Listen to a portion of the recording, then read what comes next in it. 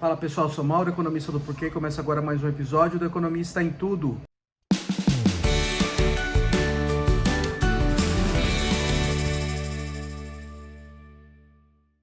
Para você que está chegando por aqui, eu convido a se inscrever no nosso canal e a ligar o sino para receber as notificações.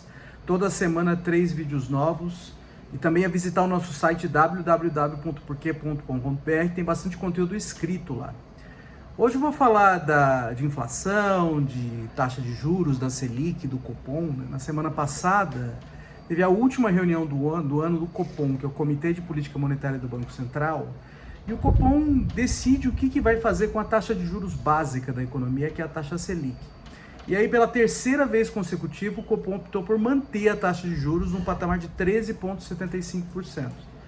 Veio subindo a taxa de juros desde o começo do ano passado, quando a inflação estava alta, e aí agora resolveu que é o momento de parar e vai manter durante um tempo. Não está claro quanto tempo, mas a ideia é manter. Bom, como é que o Banco Central toma a decisão em relação à Selic? O que o Banco Central basicamente olhando é para a inflação. Então, uma das principais missões do Banco Central é manter a estabilidade de preços. E para isso ele tem a meta de inflação, que é o que ele precisa atingir, tá, no fim do ano. Então, para esse ano, 2022, a meta de inflação é 3,5%, com um intervalo de tolerância de 1,5% para cima e para baixo. Tá? Então, o teto do intervalo de tolerância é 5%. Está bem acima disso já há um tempo. O ano passado já teve um furo da meta de inflação. Esse ano deve ter um novo furo. Então você pode perguntar para mim, olha, se está com todo esse problema de inflação alta e para o ano que vem as expectativas ainda estão altas, por que o Banco Central não está subindo ainda mais a taxa de juros? Tá? A ideia é que a política monetária tenha defasagens. Tá? Então o Banco Central enxerga que todo aquele aumento na taxa de juros que ele fez aí durante todo esse período vai começar a fazer efeito agora. E tem a indicação que a gente tem que está fazendo efeito sim, já está começando a fazer efeito. Isso aí deve continuar empurrando a inflação para baixo nos próximos trimestres. Aí a gente chegue à meta, sei lá, eu vou falar um pouquinho quando que o Banco Central espera chegar à meta, que é uma coisa meio complicada, que mudou isso ao longo do tempo. Tá? Mas a ideia é essa, a ideia é a inflação está alta, o Banco Central já subiu, mas o Banco Central já subiu bastante a taxa de juros, e vai começar a ter um efeito mais pesado agora, e a indicação que a gente tem é que já está começando esse efeito para empurrar a inflação para baixo. Por que a gente tem essa indicação? Bom, a inflação ela veio alta, o ano passado ela veio bem alta, ela passou de 2 dígitos, tá? E ela abriu o ano ainda bastante alta. E aí ela começou a dar sinais de que está perdendo força ali no meio do ano. Além disso, no meio do ano, ele teve aqueles cortes de impostos sobre combustíveis, sobre energia, e isso aí jogou a inflação no terreno negativo durante 3 meses. Tá? Mas isso aí são efeitos transitórios. A partir do momento que essas coisas se dissiparam, e demorou uns 3 meses para acontecer isso, a inflação voltou ao território positivo. Tá? Então a gente tem 2 meses aí de novo de inflação positiva, mas na hora que a gente olha no intervalo de 12 meses, ela vem caindo. Tá? Então hoje, no último dado que saiu de novembro, a inflação de 12 meses já estava abaixo de 6%. Ela chegou a passar de 10%. Então parece que as coisas estão caminhando para a inflação cair mesmo. Né? Teve esses efeitos desses cortes de impostos, caiu também o preço do petróleo no mercado internacional e ajudou a empurrar a inflação para baixo, mas mesmo tirando esses efeitos, a gente vê a inflação perdendo força, e a hora que a gente pega em períodos longos, como 12 meses, a gente vê ela chegando mais perto ali, tá, da meta. Mas a situação não é confortável. Tá? Parece que ia falar assim, por que está caindo, não dá para começar a cair a taxa de juros? A situação ainda não é confortável. Tá? Ela continua acima do teto da meta, ela está em 5,9 ainda em 12 meses, e o teto da meta para o fim desse ano, que está acabando já, é 5. E para o ano que vem, as expectativas também ainda estão acima do teto da meta. Então, para o ano que vem, a meta é ainda mais baixa, 3,25 para 2023, tá? Com 1,5 de tolerância para cima e para baixo. Então, o teto é 4,75. As medidas de expectativas que o Banco Central toma junto a instituições financeiras e a consultorias econômicas, está acima de 5. Tá? Então, espera-se que não vá cumprir de novo, por um terceiro ano consecutivo. Tá? Bom, o que está acontecendo para o ano que vem?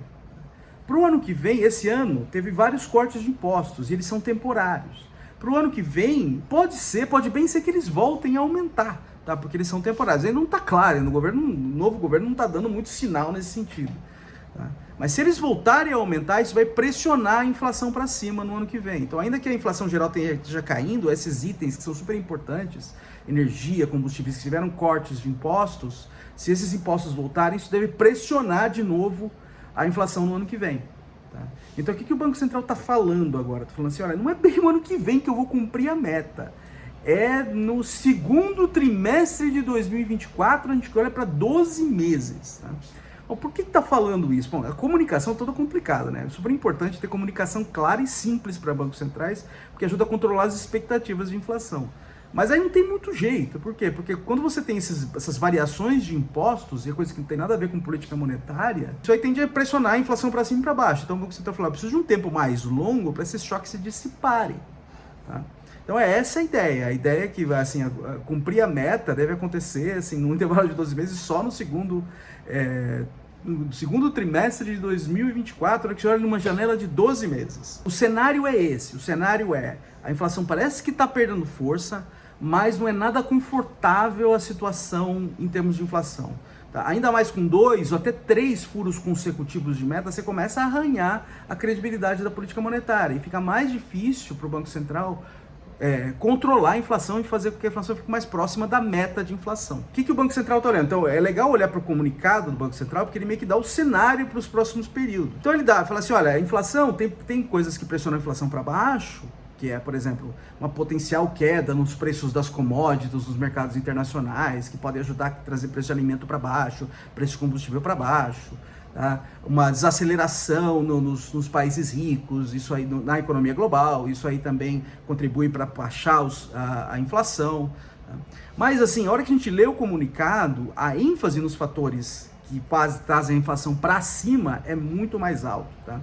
Então o cenário, ainda que as coisas tenham caminhando, parece que estão caminhando para derrubar a inflação, o cenário não é nada bom, não é nada confortável para o ano que vem. Então o Banco Central está falando assim, olha, eu estou mantendo a taxa de juros aqui, eu devo mantê-la por um período suficientemente grande, não se sabe quando, para que eu, de fato, eu consiga controlar as expectativas. Então como é que está para o ano que vem? O que o Banco Central diz que, quando a gente olha para o ano que vem, o que é complicado? Tá?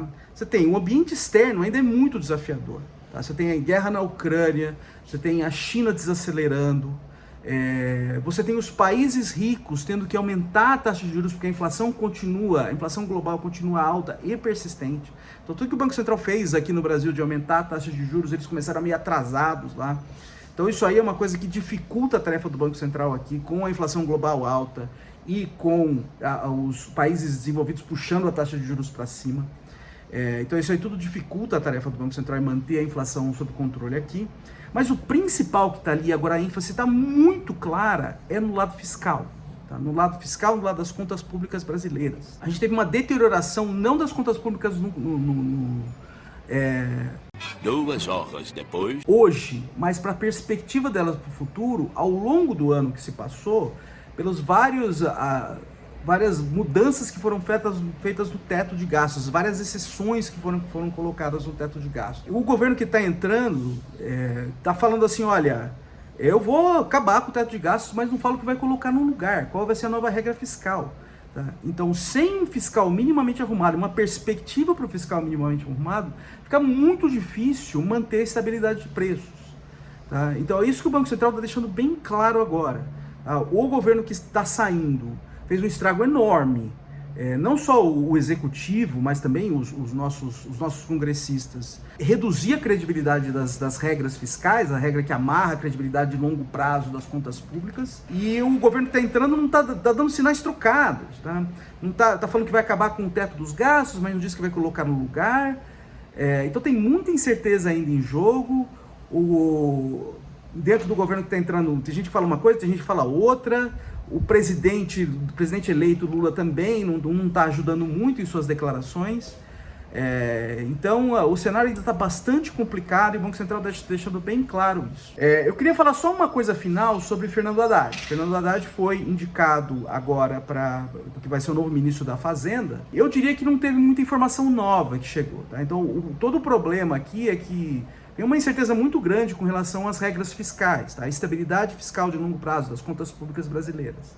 Tá? Por quê? Porque você precisa ter uma dívida minimamente estável para quem está olhando e está comprando a dívida brasileira, que está financiando a dívida brasileira, para que o Brasil também continue a conseguir pegar emprestado a taxas de juros baixas. Tá? Sem regras fiscais minimamente críveis, quem tá financiando o governo pensa duas vezes, então começa a requerer uma taxa de juros mais alta. Tá? Então as regras fiscais garantem uma estabilidade de longo prazo para a dívida brasileira, também fazem com que você consiga abaixar a taxa de juros e também ajudam no controle da inflação, tá? Como eu estava dizendo aqui. Acho que tem toda uma pressão em cima de quem vai ser o novo ministro da Fazenda. Por exemplo, se fosse Henrique Meirelles, seria uma linha, aí já deixaria bem claro. Se fosse, por exemplo, Nelson Barbosa, seria outra. Então são dois exemplos aqui. Então aí ficaria bem claro para todo mundo qual seria a linha. Com o Fernando Haddad é um político. Não está claro ainda qual vai ser a linha. Então eu diria que não teve muita informação nova, além do nome. A gente precisa ver qual que é a equipe do Fernando Haddad, quais as declarações que ele vai passar para nós. Tá?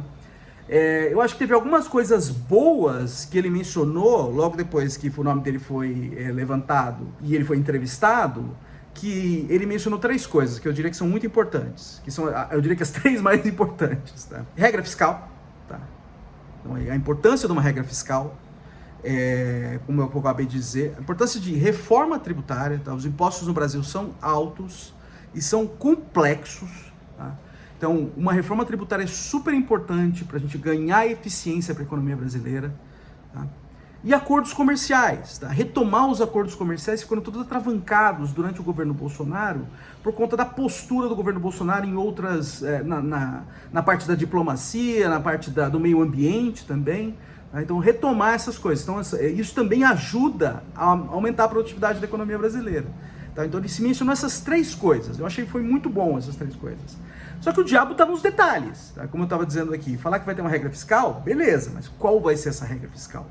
Como ela vai ser desenhada e como ela vai ajudar a baixar o risco do Brasil no longo prazo e que a gente consiga baixar essa taxa de juros também e ao mesmo tempo controlando a inflação. A gente vai esperando, vamos vendo o que vai sair de notícia aí, principalmente vindo do Fernando Haddad, e a gente vai comentando aqui. Aqui nós vamos falar a verdade, doa a quem doer. É isso aí, pessoal. Muito obrigado por ter assistido o vídeo. A gente volta a conversar mais na semana que vem. Dá uma olhada no nosso canal, tem bastante conteúdo lá. O endereço é www.porquê.com.br. A gente também tá nas redes sociais, tá aqui no YouTube, no Facebook, no Instagram e no Twitter. E é isso aí, até semana que vem. Um abraço.